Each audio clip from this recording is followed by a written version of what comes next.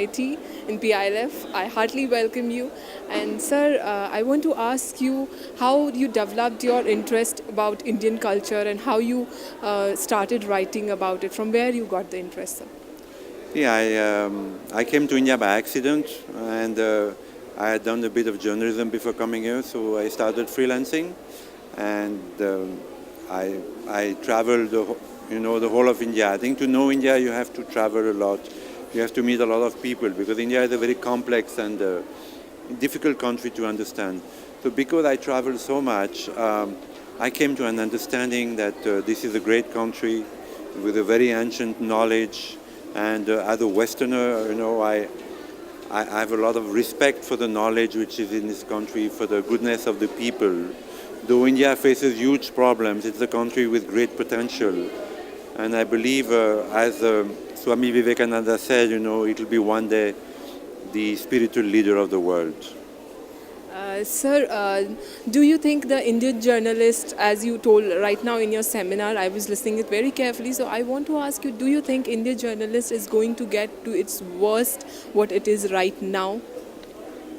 No, as I said, the Indian journalist is very brilliant, but there are two things. One is a Western clone, Indian journalism just copies brilliantly what is done in the West. There are no Indian parameters, to many of the schools of journalism in India. And the second thing is that, the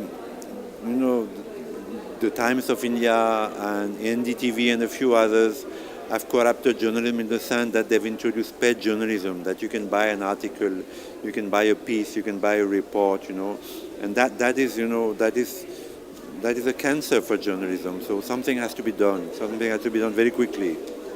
And sir, do you think journalism is now ruling the mind of Indian people or the people across the country? People don't have much respect for journalists in India and for newspapers because they know, that in times of elections, for instance, there is paid journalism, there are pieces which are bought to praise this candidate or that candidate.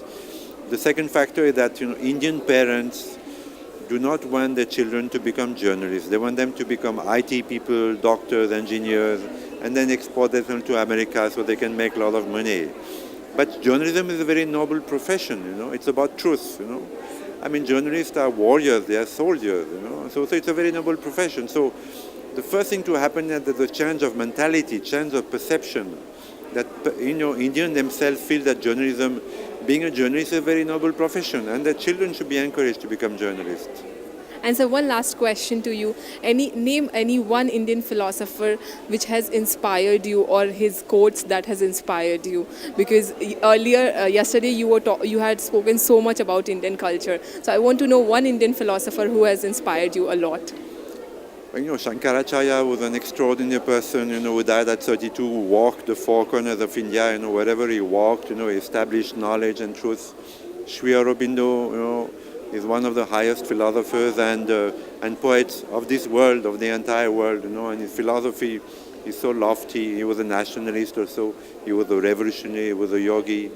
Swami Vivekananda is a very towering figure also, what he has done by bringing, Vedanta and, Indian knowledge to the States, 114 years ago. It has happened, yoga has gone to the United States. Every Hollywood star today, practices Hatha yoga, meditation, pranayama used in the States and in Europe. So, that knowledge has already gone out, you have so many great people in India. You're not aware of it, that's all. Shivaji Maharaj, he's a supranational hero, His qualities should be known all over India. He should be respected and honored and worshipped all over India. Okay? Thank you so much for letting us know more about our culture. Yeah, Thank you so much.